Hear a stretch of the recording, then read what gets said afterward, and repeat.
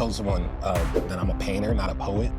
So for me, like you said, forget the piano and the strings, but I write songs. So like, first week number one was like, all right, cool, sick. Kind of figured it's been a while. Second week was like, oh, these niggas really listen. Third week was like, all right, what the fuck is going on?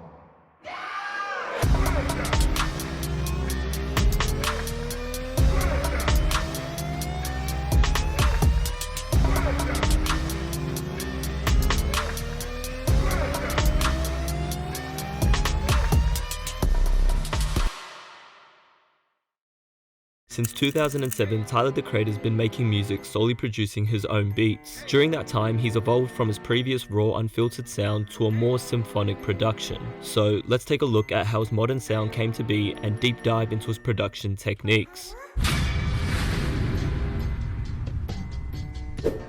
Tyler's use of instruments ranges from a variety of drum sounds, synths, and most importantly, chord progressions. If I'm listening to a song, if I don't like the chord progression or what the drums are doing, I'm out. The way that Tyler balances acoustic versus digital instruments keeps his beats sounding fresh and captivating, giving fans a unique listening experience. Let's start with his drums. If you pay attention to his beats, you'll notice a lot of variety in his drum patterns. For example, let's look at two songs off of Cherry Bomb, Smuckers and Buffalo. On Smuckers, Tyler opted for a simpler drum pattern to complement the melodies from other instruments.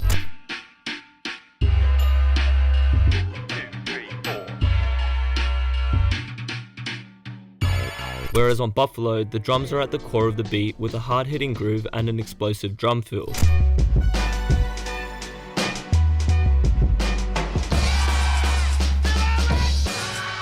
Hopefully you get the idea surrounding Tyler's versatility in his drum patterns, but to be honest, this is relatively minor in the grand scheme of Tyler's production. As his beats are so multi-layered, some listeners may even forget that the drums are there, which is why we need to consider other prominent sounds such as his signature chords. I know I probably sound like a broken record. Chords, Tyler, like that's all, but that's the shit that I fucking care about more than anything. I listen to music all day.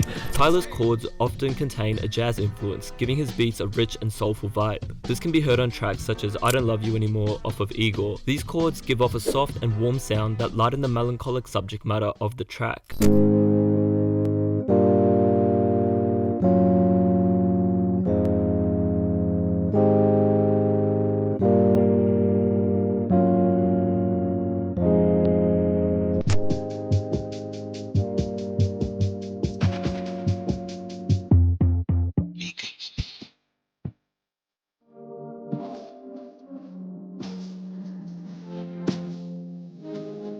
It's clear that Tyler's always had a natural talent to explore moods and feelings through the use of keys, which goes even deeper when you look into how he uses synths. Synth sounds in Tyler's music stretches all the way back to his Odd Future days and can even be heard on his breakout single, Yonkers. On Yonkers, you hear a repetitive, dark-sounding synth that creates an eerie atmosphere, but as his style evolved, he mastered using synths to help shape the mood and enhance his storytelling. This is most evident on Igor, where Tyler abused synths in a good way, particularly on bridges and behind drum patterns, matching the synth's vibe with the track and seamlessly connecting songs with similar themes. Now, while Tyler's beats are often defined by his ability to string together various sounds and elements, it's important to acknowledge where all of this came from, which can be explored by his meticulous approach to sampling.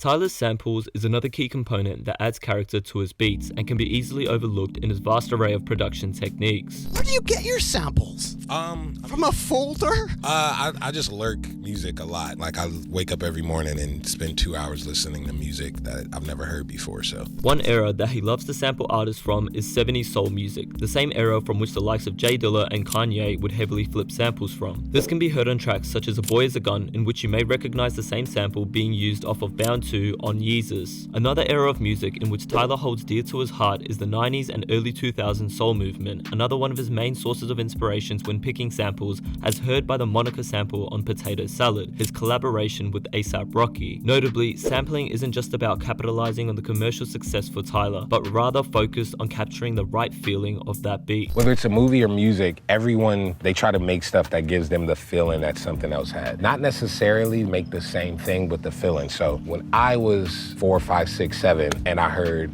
Brandy's Always on My Mind, number 10 off that album, or number 8 off Faith's album, Soon As I Get Home. And there's those, when I was younger, I didn't know what the chords where I just said, Mom, it goes up and down, it slopes. It's a feeling that shit gave me. And the music I like all have that. On Call Me If You Get Lost, he even pays homage to 90s hip-hop by sampling Gravediggers on Lumberjack, which is essentially a cover of a grimy Gravediggers beat crafted by the one and only sampling god, the RZA. Since day one, I've always wanted to make the prettiest that's borderline boring or the hardest fucking shit. Tyler further shows his love for cold yet mellow rap beats by covering Westside Gunn's Michael Irving on Sir Baudelaire, originally crafted by Griselda producer Conductor Williams. Gunn himself was a massive inspiration for Tyler, stating that he was the reason for wanting to make him rap again, likely because of their shared mindset when it comes to making music, despite being from completely different backgrounds. The last thing I want to mention about sampling is Tyler's ability to pull catchy drum patterns from 80s funk/soul records, another common phenomenon seen in hip-hop as a whole. You may recognize the following drum pattern heard off of Igor's I Think.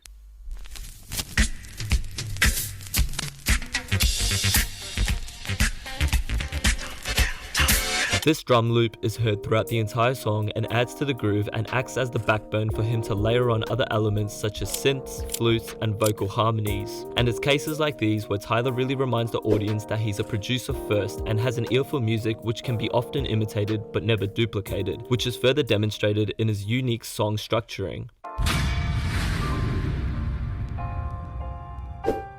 Song structuring isn't really talked about much in modern hip-hop, as many producers just create a beat, loop it through the entire song, and add or remove drum patterns depending on how they see fit. But Tyler's production does a lot more than that, as he crafts beats like a conductor composing an orchestra, piecing together different melodies and bridges from a plethora of different sounding elements to match the mood and create a distinct atmosphere for a particular record. I'm not reprogramming ears, but people liking these songs with stuff like this and drums like this and melodies that they don't, that's like, what? It's refreshing the way that they listen to music. Often you'll hear him start with a loop, let it play through the first verse and maybe the chorus too, but then he'll switch it up, transitioning into a B section, keeping the fundamentals of the beat the same, but switching up the pattern or adding random loops, giving the listener something new to focus their attention on. Tyler's also expressed his love for adding small sections of ear candy that might only appear one time in a song, but increases that level of engagement for the listener as they don't know what he'll throw at them next. I love moments. You listen to one of my songs, the little do-do-do-do-do that only come in once, or like having that bridge only come for 4 bars, and people are like, why didn't you loop it? Because of that moment. And it's fair to say that that excitement is one of Tyler's main philosophies when it comes to making beats, and is a true reflection of his personality as an artist. Whether it's fashion, marketing, collaborations, or just plain simple beat making, Tyler shines as a one-of-a-kind visionary who has the reach and potential to execute original ideas. And it's incredible to be able to witness all of this in real time, and it's intriguing to see what he has in store for the future.